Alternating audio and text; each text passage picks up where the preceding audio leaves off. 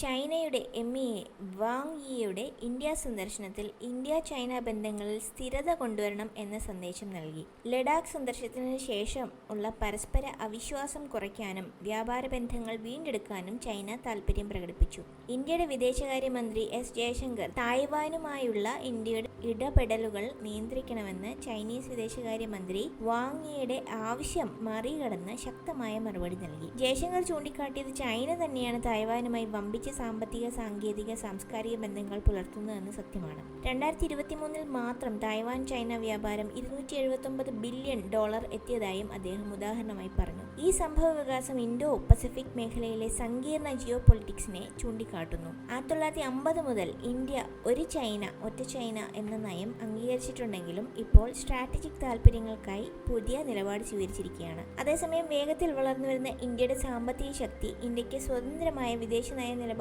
ഉറപ്പാക്കാൻ സഹായിക്കുന്നു. ചൈനയുടെ പ്രാദേശിക മേൽക്കോയ്മയെ വെല്ലുവിളിക്കുമ്പോഴും ഇന്ത്യ അതിർത്തി സമാധാനം നിലനിർത്താനും വളരെയധികം ശ്രദ്ധിക്കുന്നുണ്ട്. എന്നിരുന്നാലും ഇരു രാജ്യങ്ങളും ട്രംപിന്റെ ടാരിഫ് ഭീഷണിയെ നേരിടാനായി ഒരുമിച്ച് പ്രവർത്തിക്കാനും തീരുമാനിച്ചിട്ടുണ്ട്.